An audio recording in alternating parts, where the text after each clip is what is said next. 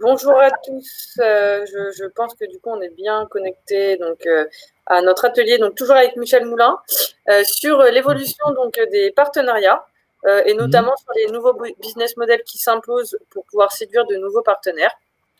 Mhm. Alors, encore une fois, je précise que vous pouvez poser des questions donc dans le petit chatbot prévu à cet effet. Et du coup, je vais peut-être, Michel, vous laisser introduire peut-être, selon vous, la différence entre un partenariat et un sponsor, ce qui nous permettra Ouais, d'aborder la suite. ouais, ouais. Fait que, je vais me répéter si vous voulez. Bon, sponsoring, si vous voulez vous sponsoriser un club, c'est vous avez votre image sur le maillot du club, vous avez un panneau publicitaire, vous êtes sur le site du club, etc., etc. Pour moi aujourd'hui, si vous voulez, les gens attendent plus que ça. On voit même dans le sport professionnel aujourd'hui, les clubs ont du mal même à trouver ces sponsors-là, parce qu'ils n'ont plus le retour, ils utilisent d'autres moyens pour avoir pour se faire voir, pour avoir de la notoriété, ils n'attendent pas après le sport. Voilà. À l'époque, vous mettiez euh, surtout un sport professionnel, mais vous mettiez ou un local aussi par rapport à votre club, vous étiez sur le maillot du club, tout le monde se rappelait de la marque, c'est-à-dire, là, je vais faire le vieux, mais en finale de Coupe de France de foot, par exemple, vous avez Calberson d'un côté, RTL de l'autre, donc tout le monde retenait parce qu'il n'y avait que ce moyen-là. Aujourd'hui, vous demandez à n'importe quelle personne, même à un supporter, un spectateur, j'aime pas le mot supporter, mais le mot spectateur, quel est le sponsor qu'il y a sur le maillot d'un club. Je pense que la plupart, ils ne savent même plus qui c'est et ils connaissent même pas. Donc, il y a plus de reconnaissance. Donc, c'est pour ça que moi, je parle plutôt de partenariat, parce que je pense que le partenaire, le client, euh, la marque qui va venir dans le foot aujourd'hui va plutôt chercher des liens avec d'autres marques d'ailleurs, et des liens sociaux, c'est-à-dire il va aller chercher d'autres choses que de sponsoriser. Et donc, c'est pour ça que je parle de partenaire aujourd'hui. Et là, le mot est important même pour les présidents de club aujourd'hui, parce qu'un partenaire, il attend aussi que le président de club vienne lui dire bonjour, participer des choses avec lui, s'intéresse à l'entreprise aussi du partenaire. Qu'à l'époque, bon, vous avez tous connu le temps par exemple de Jean-Claude Darmon, il lançait des sponsors et bon, les gens, ils savaient même, d'ailleurs, ils connaissaient même pas le nom du sponsor. Aujourd'hui, ça va plus loin, c'est-à-dire quand on parle d'éducation d'ailleurs des enfants tout à l'heure, ça va aussi l'éducation des partenaires, c'est-à-dire le partenaire doit devenir, avec des guillemets bien entendu, parce que le mot est galvaudé, mais doit devenir un ami du club. Même si mais c'est ça, c'est-à-dire il doit participer, il doit savoir ce qui se passe dans le club. Le président doit faire l'effort d'aller le voir régulièrement. Voilà, donc c'est ça. Et aujourd'hui, vous voyez, moi j'ai eu pas mal dans le temps d'éloges dans certains clubs. J'en ai fait d'ailleurs le reproche à certains présidents. On ne les voyait pas de l'année. Aujourd'hui, quelqu'un qui prend une loge, qui que ce soit, on doit venir lui dire bonjour, on doit venir lui parler du club, on doit lui dire qu'est-ce qu'on fait avec l'argent qu'il donne au club. Voilà. Ok. Est-ce que vous C'est ça pensez, ma vie. est-ce que vous pensez, enfin, aujourd'hui que le sport doit être considéré comme un spectacle à part entière et qu'il entre donc en concurrence avec le cinéma, enfin d'autres secteurs du monde du spectacle? Ouais, oui, non, oui, le sport est un spectacle malgré tout pour beaucoup de gens, mais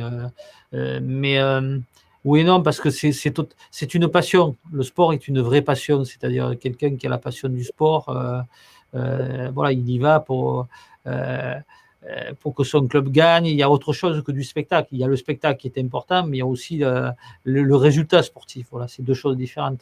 On va un spectacle de cinéma, on est bien, mais bon, on va pas marquer un but. On va voir juste un film de cinéma. C'est deux choses. Mais c'est un spectacle aussi, si on peut le dire comme ça. Est-ce que les clubs aujourd'hui ne devraient pas penser à mutualiser leurs fonds ou en tout cas leurs relations partenariales afin de créer, on va dire, un mouvement plus gros en vue de soutenir ce secteur? Absolument. C'est enfin mutualiser, c'est certain. Plus on mutualise les coûts, d'ailleurs, mieux c'est. C'est vrai que les clubs aujourd'hui, parce qu'on parle toujours des grands clubs, ils peuvent avoir un service marketing, un service commercial. Là, on parle aussi de clubs amateurs, donc qui ont peut-être pas les moyens aussi de trouver un commercial, d'avoir un service marketing pour faire un beau dossier, parce que tout ça, c'est du travail. C'est là qu'il faut aider, comme je vous disais tout à l'heure. Il faut que les fédérations créent eux-mêmes ce genre de choses et qu'ils aident les clubs à s'organiser et à aller chercher, parce qu'un commercial, c'est un commercial. Enfin, moi, j'ai déjà démarré commercial en publicité, donc je sais de quoi je parle quand on pousse des portes pour aller chercher de la publicité. Il faut certaines qualités que des gens n'ont pas. Donc, il faut en tous les cas que les fédérations, les ligues, les districts aussi, parce qu'on parle de la fédération, mais elle est reliée dans tous les territoires par des districts et ligues, ont cette mentalité-là. C'est-à-dire, ils ne sont pas là que pour compter des licences et renvoyer des licences au club. Vous voyez, ils sont là aussi pour aider les clubs. De plus en plus, les instances doivent aider les gens. Parce que, vous savez, souvent, et moi le premier, tout à l'heure, vous voyez, on me parlait comment se connecter à vous. Malheureusement, je ne sais pas le faire. Donc, on croit que les gens savent faire, mais il faut les aider. Tout le monde n'a pas les mêmes qualités. Moi, vous me parlez d'informatique, je ne connais rien à l'informatique. Je vous parle d'aller pousser une porte pour aller chercher un client, ça, je peux vous en parler. Donc, il faut aider les clubs. Il faut qu'on arrête de dire ce que je fais même moi là. Vous voyez un peu, il n'y a qu'à, il faut qu'on. Donc, il faut aller plus loin que ça. C'est-à-dire, il n'y a pas, il y a qu'à, il faut qu'on. Il faut à un moment donné organiser les gens et les aider au maximum pour aller chercher ses partenaires et peut-être mutualiser les clubs et mutualiser les sports aussi. Enfin, les clubs, les sports pour aller chercher des partenaires. Mais bien entendu, mutualiser. Mais chaque sport, je vous dis, ayant des ligues, des districts, aujourd'hui, je ne pense pas qu'il y ait beaucoup de ligues, des districts qui aillent chercher des partenaires régionaux ou locaux. Et je pense que ça, le rôle d'une ligue dans les années à venir ou du district, c'est, vous savez, ça redescend. Là, on m'a parlé des territoires, c'est un peu comme en politique. Il y a un président de la République, mais vous avez quand même des présidents de départements, vous avez des présidents de. Mais là, c'est la même chose. Il faut à un moment donné donner les moyens aussi à ces districts et à ces ligues de pouvoir s'organiser pour aller chercher des partenaires pour les clubs, aider les clubs. On doit aider les clubs et surtout, je pense, alors je vais aller plus loin, mais ça, c'est des idées que j'ai, c'est les clubs qui valent aussi, c'est pas je suis un club, non, c'est de l'autre côté aussi. Le club, à un moment donné, doit éduquer, parce que cet argent-là doit être là pour éduquer, doit aussi travailler, c'est-à-dire il faudrait presque labelliser les clubs. Pas par le niveau sportif, par le niveau de ce qu'ils mettent en place pour éduquer et pour aller plus loin, si vous voulez. Et ça, c'est important.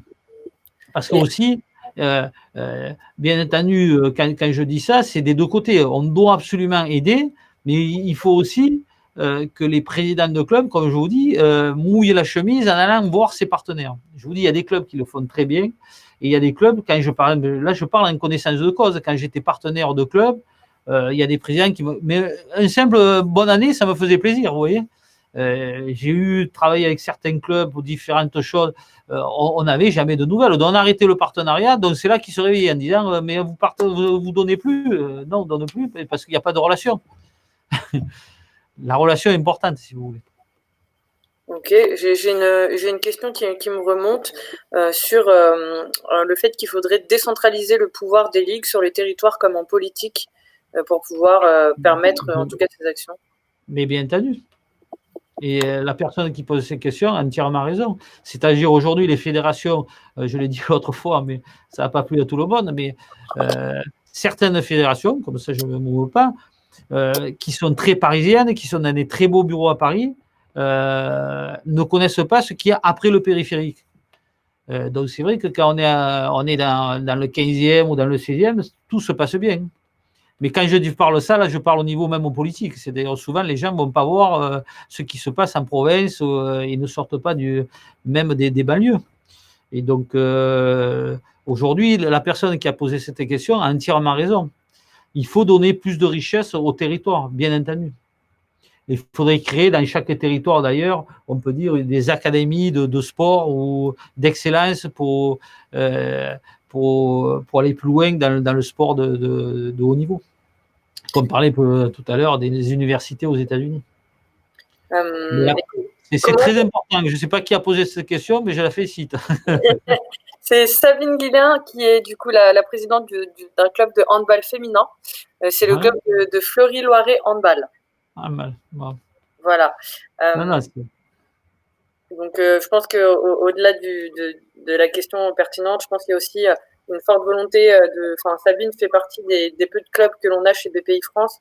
Je la connais, je l'ai vu. Voilà. Vous êtes rencontrés l'année dernière, normalement. Voilà, donc, voilà, exactement. J'ai une autre question sur la mutualisation des compétences. Comment en tout cas les partenaires, les territoires et les clubs sportifs peuvent œuvrer entre eux pour pouvoir mutualiser toutes ces compétences qui vont permettre au sport d'émerger dans un territoire localement, on va dire. Au niveau des mutualisations des partenaires, quand vous dites, c'est ça? Oui. Je comprends pas. En gros, comment on peut mutualiser toutes les compétences existantes. Donc, je vais prendre l'exemple de BPI France, peut-être qui est assez parlant. C'est-à-dire comment on peut mettre à profit les compétences qu'un partenaire peut apporter ou alors les compétences même qu'un club sportif peut apporter à un partenaire. Comment on peut mutualiser tout ça pour permettre au sport de plus se développer? Ça rejoint un peu la question que je disais tout à l'heure, c'est en étant bienveillant et reconnaissant des gens qui donnent pour le sport, et aussi bien d'un côté bénévole qu'au niveau partenaires locaux, et c'est de les réunir. Alors malheureusement aujourd'hui on ne peut plus les réunir, mais c'est de les réunir, qui discutent entre eux. Il y a un gros besoin à un moment donné de réunir ces gens-là et de s'en occuper. Pour mutualiser, il faut s'occuper des gens, si vous voulez. Donc aujourd'hui, les gens donnent une fois par an et on va les voir une fois par an. Il faut constamment les réunir et donner des idées. Parce que ce que vous dites est très important. Moi, je peux avoir mon idée aujourd'hui et j'ai pas la science infuse, comme je dis. J'ai mes idées, mais il y a d'autres personnes qui vont amener d'autres choses, et à plusieurs, on va arriver à trouver des solutions pour, je pense aujourd'hui, sauver le sport français. Le mot est peut-être fort, mais je pense qu'il est important de le dire, sauver le sport français. Et si malheureusement on n'arrive pas à sauver le sport français, pour moi c'est une catastrophe pour le pays. Parce que le sport est très très important aujourd'hui dans les liens qu'on peut avoir entre personnes. Et si on arrête le sport, je pense que ça ira très très mal. Voilà. C'est le dernier lien qu'on peut avoir.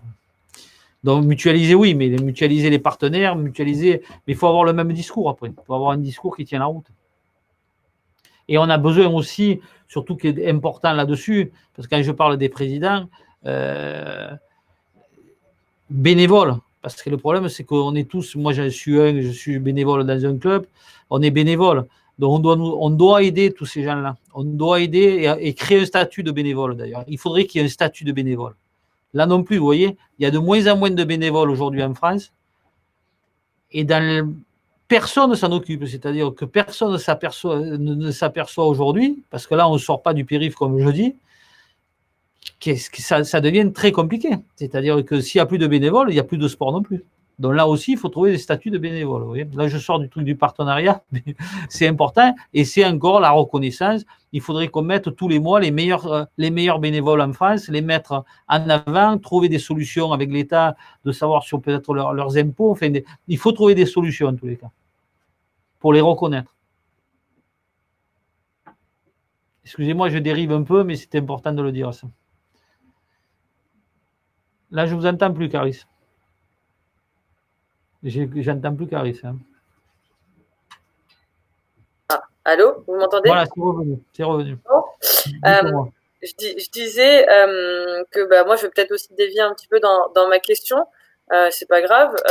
Est-ce que le transfert, en tout cas au club, de la propriété et de l'exploitation de leurs enceintes sportives, ça peut être une solution pour leur permettre de développer plus librement leur partenariat ou même leur activité de manière générale?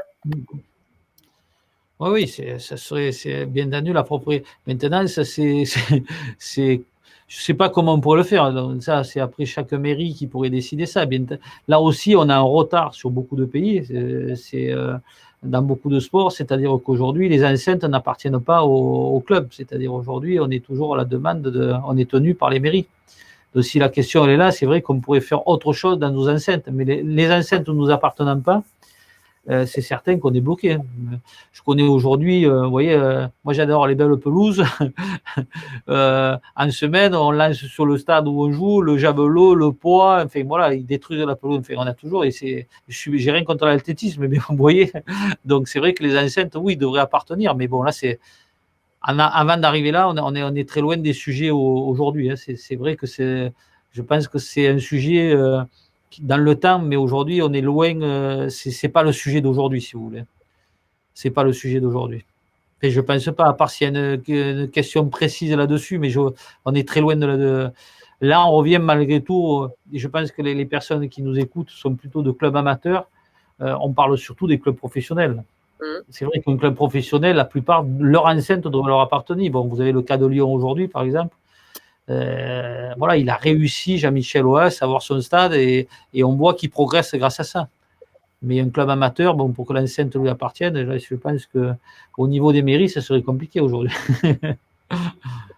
Enfin, en tout cas, les clubs qui sont avec nous sont tous des clubs professionnels. Ah, s'il y a des clubs professionnels, oui, mais je croyais qu'il y avait des clubs amateurs aussi. Donc c'est pour ça, non, c'est pour ça que c'est tous des clubs professionnels. C'est pour ça que je posais la question. Si c'est les clubs professionnels, bien entendu, il faut tout faire pour que l'enseigne. Parce qu'après, si c'est votre lieu, c'est comme une maison, c'est votre lieu, vous achetez votre lieu, vous en faites ce que vous voulez, et là, vous pouvez faire d'autres choses, ouvrir d'autres espaces, être plus proche peut-être des partenaires, parce que c'est vrai que l'enceinte ne vous appartient pas, vous êtes des fois bloqué par des autorisations que vous n'avez pas à avoir, parce que l'enceinte vous appartient. Ok. Une enceinte, mais on a au rugby. Le Racing, ce qu'ils ont fait, c'est quand même fabuleux. C'est-à-dire, parce qu'une enceinte aujourd'hui, je vais venir sur un dossier immobilier, celui qui veut aujourd'hui faire son stade, etc., il y a des moyens, si vous voulez, mais là, on revient, les États-Unis, ça s'est souvent fait, mais là, il faut être très, très bien avec la mairie qui vous donne un espace très important parce que le stade, si vous voulez, est un petit problème. Et grâce à tout l'immobilier que vous pouvez faire, des hôtels, de l'immobilier, vous pouvez payer une partie du stade et surtout le premier crédit. Donc ça c'est quelque chose que M. Lorenzetti a fait à Paris. Et quand on voit ce qu'il a fait de l'immobilier, il a fait des appartements, il a fait le stade se transforme en salle de spectacle, il a fait toute une opération immobilière autour. Et là, ça peut être intéressant. Les clubs qui m'écoutent, s'ils ont des idées, ils ont des idées. Il faut que la mairie là offre un terrain, enfin un bail amphithéotique sur 99 ans, s'ils ne veulent pas le donner complètement. Et là, il y a un truc très intéressant à faire, c'est-à-dire en dehors du stade, c'est de faire vraiment un centre de vie. Et là, le stade coûte pratiquement rien. Les gens peuvent m'opposer en dehors s'ils veulent que je les conseille là-dessus. C'est ce que voulait faire d'ailleurs M. Kita à Nantes et ce qu'essaye de me faire Laurent Nicolin à Montpellier, avec un hôtel, un casino, des appartements, etc. autour.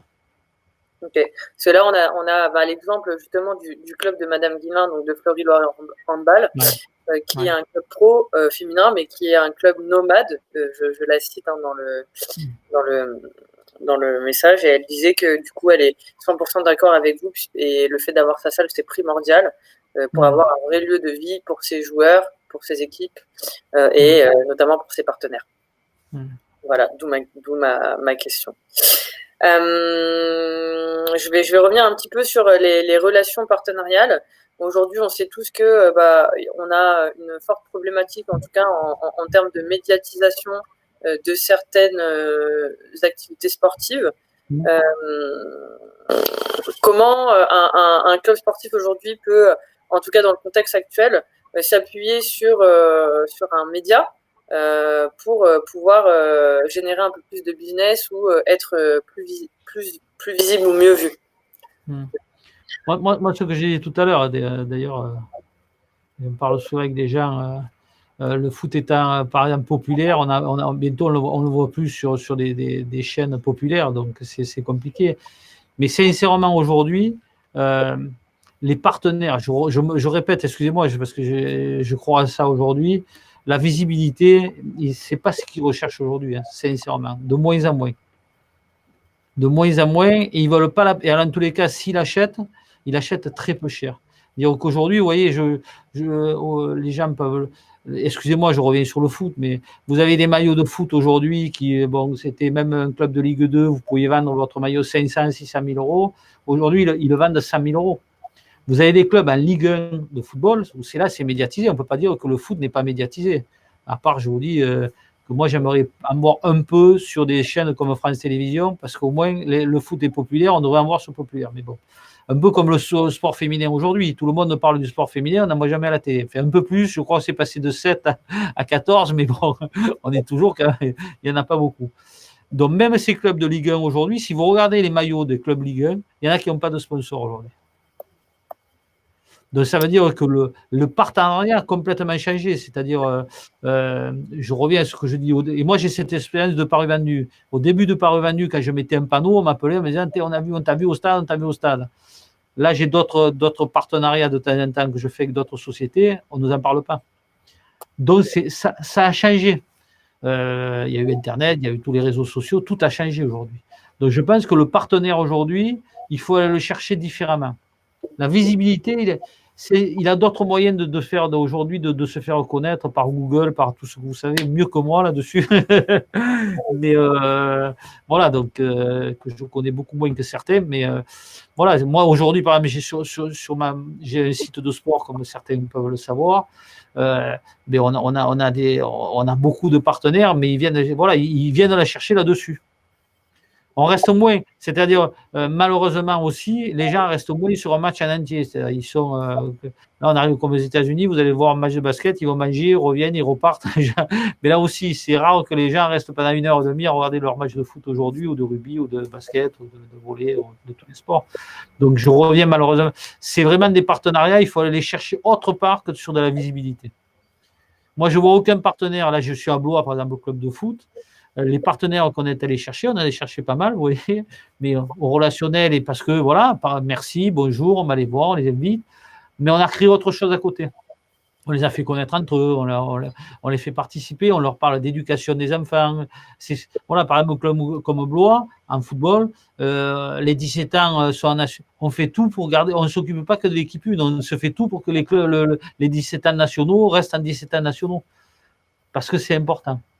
Et on a baissé, vous voyez, les licences ne sont pas chères parce que pour éduquer le maximum d'enfants, et voilà. Et les partenaires aujourd'hui, le peu l'argent, les licences sont à 80 euros, pour vous dire, donc, alors que les clubs en général sont à 250, 300, même 400 sur la région parisienne, alors que c'est un club populaire. Mais les partenaires viennent nous aider on parle d'éducation et de RSE, on ne parle pas que de visibilité. Parce que là, le handball, par exemple, la présidente, le handball féminin, il n'y a pas de vie. Malheureusement, hein, je dis pas que c'est normal, hein, mais il n'y a pas de visibilité. Il n'y a pas de visibilité. Et donc, peut-être qu'aujourd'hui, s'appuyer sur le digital, hein, enfin, il y avait un autre atelier tout à l'heure en parallèle sur ce sujet, mais du coup, l'idée d'avoir des outils digitaux, notamment des réseaux gratuits, pour pouvoir générer un nouveau business model, en tout cas des leads. Est-ce que c'est quelque chose qui, selon vous, peut, au-delà d'être pertinent, peut être amené à perdurer? C'est-à-dire d'aller chercher ce que je vous disais, les spectateurs, les futurs spectateurs, c'est ce que vous parliez? Oui, par le biais des réseaux sociaux. Parce que par rapport à ce que je disais, ça revient, c'est une excellente question. par rapport au nombre de partenaires, après de spectateurs qu'on peut aller rechercher, c'est-à-dire, et après on fait carrément, c'est une très grande famille, parce que plus vous en avez, plus ça va intéresser. Là c'est intéressant pour un partenaire. Et aujourd'hui, ce qui va l'intéresser, vous dites par exemple, j'ai dans ma base de données, mon CRM, j'ai 5 000, 6 000, 7 000, 8 000, 9 000 personnes, telle catégorie, c'est des jeunes de 15 à 20 ans, vous voyez, là, vous allez toucher des partenaires qui vont être intéressés d'aller toucher cette tranche de personnes. Et c'est là que ce que je dis au départ, sur l'émission d'avant, pour les gens qui ont écouté, je ne sais pas s'ils ont écouté l'émission d'avant, d'aller chercher des spectateurs. Un, c'est pour les faire venir au stade. Deux, ils vont consommer. Mais il y a aussi, surtout, vous faites une base de données. Et avec ces gens, vous pouvez discuter avec eux. Et vous pouvez l'agrandir, parce que cette base de données, à force, elle s'agrandit. Là, le partenaire, quand vous allez lui dire, sur un plan média, sur un plan marketing. Moi, voilà, j'ai 7000, je peux toucher 8000 personnes de tel âge, c'est 47% d'hommes, 53% de femmes. Pourquoi? Là, vous allez toucher des partenaires. Vous voyez? Là, vous allez en toucher. Ok. J'avais plein d'autres questions sur ce sujet, mais le chronomètre me demande d'arrêter. Non, mais c'est très important pour les gens. Je le crois, je vous dis, je le crois fermement. J'ai fait Paris Vendu grâce à ça. Je suis allé chercher les gens, je leur demandais si, à l'arrivée, alors après on avait plus de moyens. Au début, j'étais 2. Hein, après, il y avait, on était plus de 3, mais j'avais 400 télévendeurs qui faisaient que ça toute la journée, qui allaient appeler. Est-ce que vous vendez votre voiture? Est-ce que vous vendez votre appartement? On appelait les gens. On les rappelait derrière. Est-ce que vous avez vendu? Est-ce que vous n'avez pas vendu? On vous fait nos promotions. C'était une usine à appeler, à dire bonjour, merci aux gens. Et à les remercier d'être passés sur Paris Vendu. Et là, c'est la même chose. C'est un très gros travail. Mais les gens qui vont le faire, c'est ceux qui seront bons demain. Ok.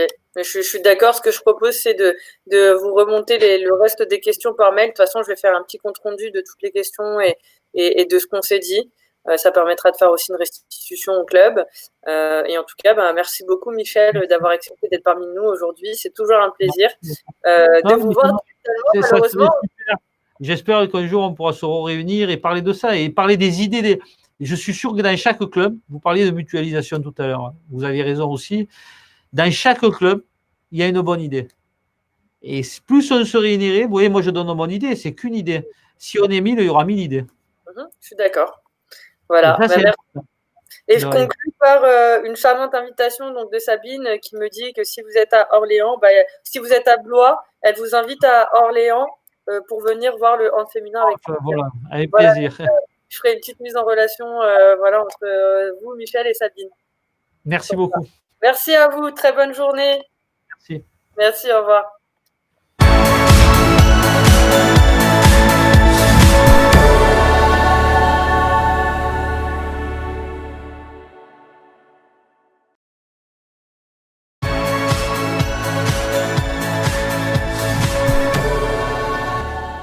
Moïné Oukiemi, responsable commercial du Saint-Thomas Basket, club de basket en National 1. Un meneur, c'est un chef de file, c'est une personne qui va vers l'avant, qui donne des directives à ses partenaires et qui essaye de rassembler tout le monde. Faire partie de la communauté BPI France, c'est quelque chose de super important pour nous parce qu'il y a vraiment des clubs de renommée, des clubs ambitieux comme nous et vraiment s'appuyer sur BPI France qui est au cœur de notre maillot, c'est vraiment quelque chose de super intéressant pour nous. L'ambition du STB Le Havre, c'est vraiment d'aller en Pro B, deuxième division, en Jeep Elite, première division, rassembler nos partenaires, rassembler nos fans et vraiment faire vibrer le public normand.